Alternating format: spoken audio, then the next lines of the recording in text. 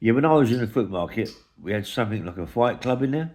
Uh, they used to put the listers and the barrows all up, all round you, and certain porters used to have fights, yeah, and the winners of the fights would get X amount of money and X amount of this, yeah. But yeah, we used to have fight clubs in there, mate. I started to get involved in the fight club after about, I was in the market for about what, a couple of years. So I started to get in it really once I started getting my Derek Pierce, and I used to run around the Country Park every morning. And Derek Pierce could really have a fight. Derek, he was like proper hard man, yeah, big powerful man.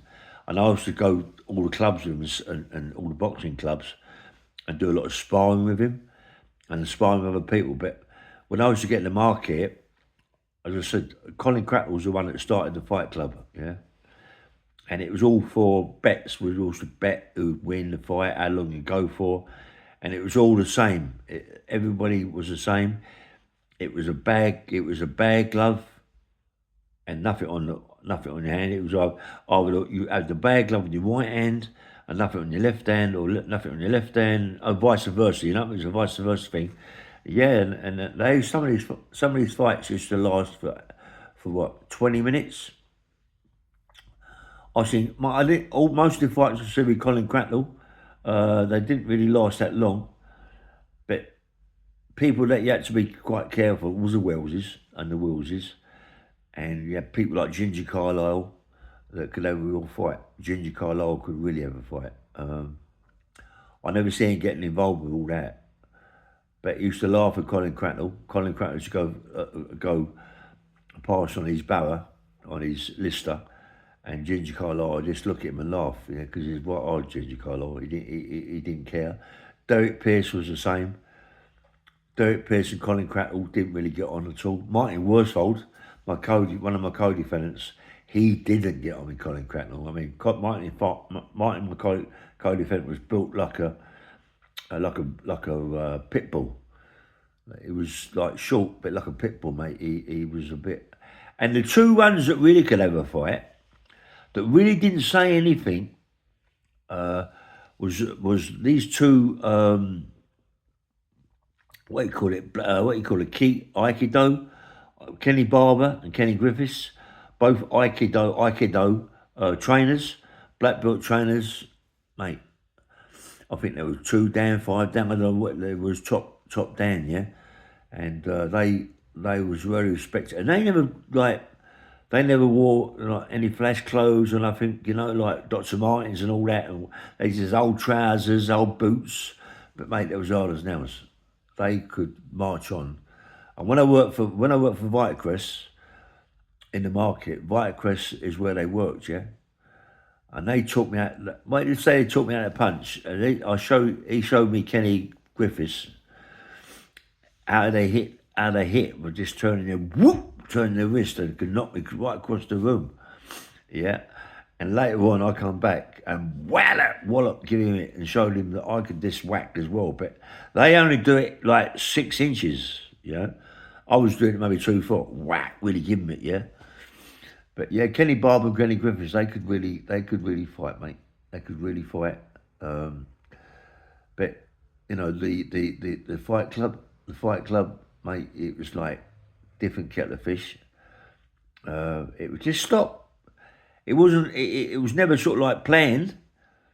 It was never planned. It was just stop. You know, Colin would stop the lister, put it round and get a few barrows, and just start it. Who want to come in? John, this big geezer John who worked for Market Sales, yeah, a big company, Market Sales. John was about 6'7", 6'8", like Tyson Fury, long arms, but this guy was very skinny. But what he would, I see him getting the thing with Colin Cracknell. Colin would bash him up. Colin Cracknell would bash him up, but he would keep whacking. He would like whack Colin, keep moving around, jabbing him. And then as Colin got close, he'd laugh, be laughing, yeah, and he'd kind of whoop, give it him and put him on his arse.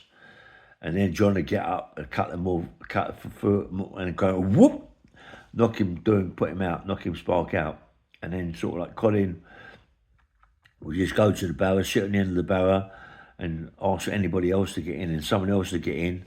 Yeah, that was. I see many fights, people just getting in there and having a proper fight. Greengrocers.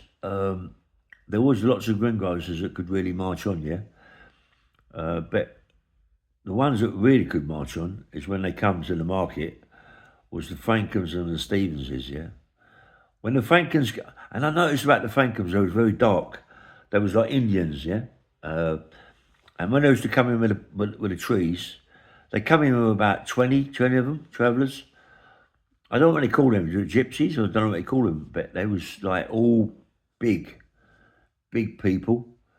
Johnny Frankham used to wear these great big overcoats, yeah, with a hat, not trilby hat, flat hat like mine. Dark, really dark complexion. Leslie Stevens was really dark. He was really dark. He was more like an Indian. But they was like, oh Jesus, oh you yeah, couldn't even understand them. But people that tried to nick their trees, they would have a proper little fight with them. They would do the same thing. They would just stop it and then have a fight, proper fight with them, and bash them up, mate. And they could have a fight. I don't think I did see one of them gypsies or travellers or what they call them that couldn't have a fight. They could all fight. When they come in the market, you had Cracknell, Derek Pierce, Martin Worsfold, Ginger Carlisle, the Welleses, the Collinses, all them people, like respected them, give them a lot of respect. They need, I mean, you have to respect people that could have a right fight, that was professional fighters. And Johnny Frankham, like everybody was like, but I've seen him have some fights in that market, mate. He didn't muck about. He didn't make it. He never even took his overcoat off. His big overcoat, and whoop, he'd come over and could really bang. Yeah, I've seen him. And I was only young, a lot younger than what he was, and I loved it, man. I loved that fruit market. Every day, every day you see fights, and good fights. People go in the market, get leery, and proper fights. And you never see. I don't. You didn't really see when I. You didn't see people like jumping off the list and have a row. They do it properly. They would do like it'd be the same thing at a fight club. They put listers around with the barrows, and they get in and have a proper fight. When you see people like have a proper fight, I mean a proper fight, not like the fight club, proper fight. Let's fight barefisted. Yeah, barefisted. I see some good fights, mate. I've had some good fights in there myself. Yeah, I've had some good fights. Me and Colin Cracknell, we'd fight. We'd fight for. We'd fight for a long time, mate. When I first started, maybe a round or 2 rounds. But after a while, we'd go 6, 7, 8, 10 rounds, mate. And this a round would be like just it. Go put a knee to the floor. If you felt tired, just go to the floor, put a knee to the floor. That'd be a round, yeah. Sometimes you'd be knocked to the floor, but lots of times it'd be a knee to the floor. Colin, first of all, when I used to box him, well, fight him really. I've never seen him put a knee to the floor. It was always me, you know what I mean? I always put maybe 2 or 3 knees to the floor. That'd be 4 rounds, 3 rounds. But after a while, it got to a stage where Colin would put a knee to the floor and I felt quite good. Even though my face got smashed up a bit. Gum shields, when I was first doing it, never worn a gum shield, yeah? And it's my top of my lip, inside my lip, would get like smashed to pieces, and it'd be so sore, I wouldn't be able to drink tea or nothing. But but after a while, it was, after a while, I get used to it. But then I used to get gum shields, and we used to have proper fights, mate. No, none of this holding shit, and biting shit and all that shit. It was proper fisticuffs, mate. Proper go in there and have a proper round, mate. Not no mucking about. And the fight club, when it's get in and out, I love that market, man. And now, what they've done to the market, they made it all blocks of flats in there. They got a big swimming pool in there, Brentford swimming pool. It's ruined it. You know, they should have kept that. They should have kept that market and made it like Covent Garden, all clubs and bars. It was so old fashioned, all the nice wrought iron, big, beautiful staircases. You know, lovely buildings inside it, absolutely fantastic. And it's a shame. It's a shame that never come back. That era would never come back. You would never see that again. Never ever see that again. The listers. I mean, the old market, the new market now is all forklifts, all forklifts. Listers. There's a few electric listers, not the petrol ones or diesel ones, where you cog them up like that, and no, that's all gone. You know. Oh man, I miss them days, man. I miss the days. I miss going in. I used to remember, like, when I was in the food market and I was to walk from my mum's house to the market, down North Circular, uh, round by the big roundabout, Chiswick roundabout, and just do a right there, going to the market, get in there about 11:30, quarter to 12, and start pitching stuff and getting all the stuff outside. And anyway, and after a while, because it was mostly in the summer times when I first started, we used to go to a Chiswick swimming pool, stay in the pool, fall asleep in the pool, go home, have a quick kip, and then wake up 11 o'clock. We should be at work at 12, and then be walking down the North Circular with your eyes closed.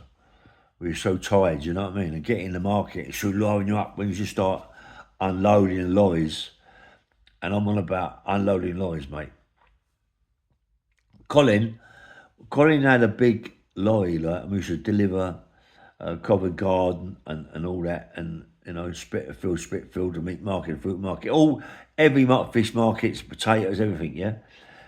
And we should deliver all that to them places. And mate, I was making so fit. I used to chuck, I used to throw potatoes off like it was going out of fashion, mate. I used to go with what, look, really fit, so fit, and just run around with all the potatoes on your shoulders, oranges on your shoulders, on your head. So fit, mate. Beautiful job. And not so much that, it was like you could eat. I used to love eating tomatoes, yeah. Used to have all sorts of tomatoes, you know, blues, pinks, pink and reds. It's all different sort of like grades, yeah. And yeah, man. And then tomatoes just taste really lovely, yeah. And the oranges, oh, what, apples, grapes. And Friday, right, Friday or Saturday, I used to take my mum on a big cotchel of gear, you know what I mean? And just go around the market, open the box up, jump on the motor up, take a hand the bananas out, put it on your lister, drive around, go to another lorry, take a big bunch of grapes off, go to another lorry, take some flowers off my mum, potatoes, cabbages, everything from my mum, yeah? And it's like a big box, and my mum used to cry because it was so beautiful, you know what I mean? And when I took the flowers round my mum's, massive rapid boxes of flowers, roses, tulips, you know, carnations and all that. My mum, cry her eyes open, mate. Good old times, man. The market, I loved it, man. I loved it. And you know, like, and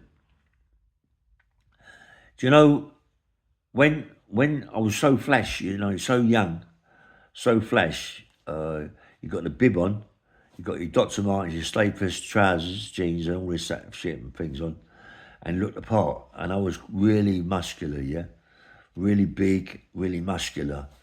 As a young kid, I suppose, what, 17 stone, but solid and strong, and really strong, you know, and just learn a lot from them, you know.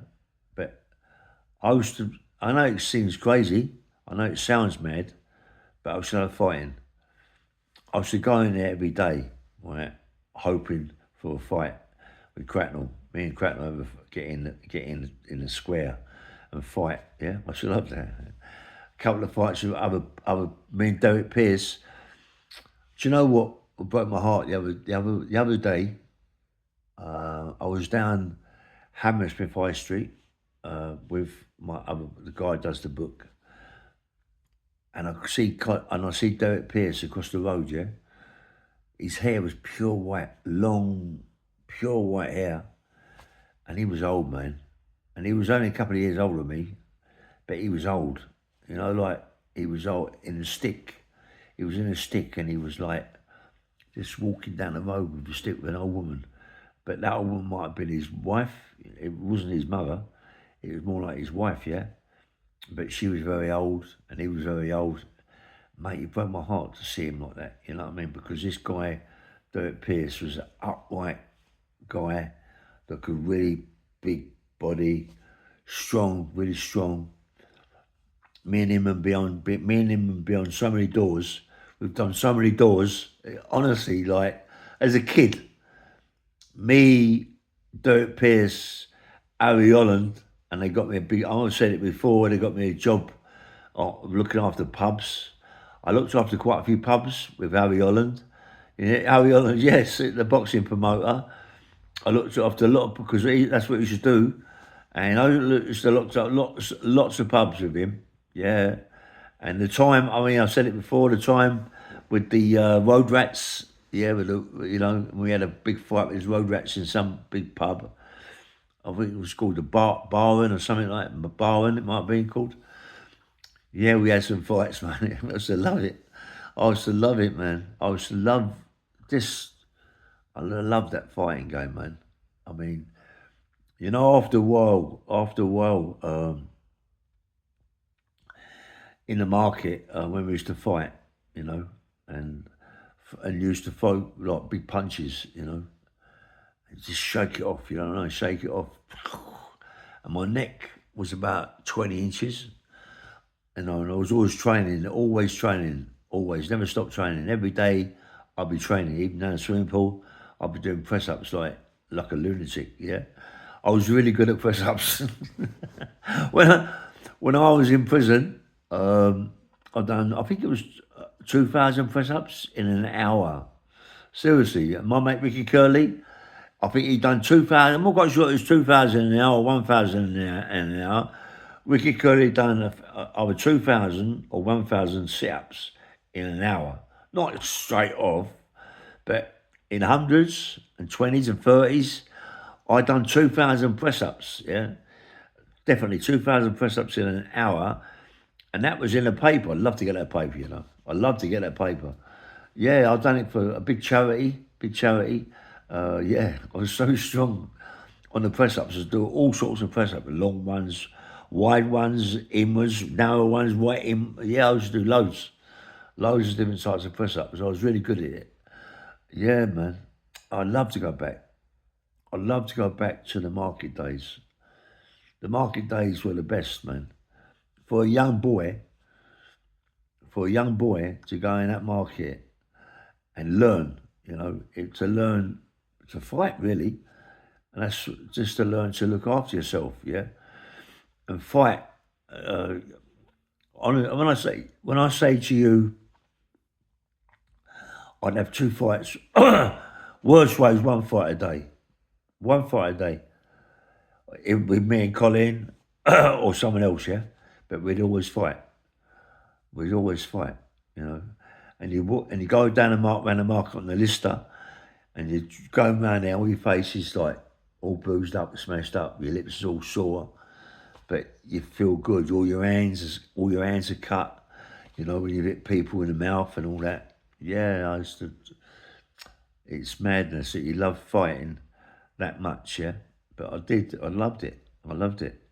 Because there was no one going to come over to you and stab you in the back with a big bayonet.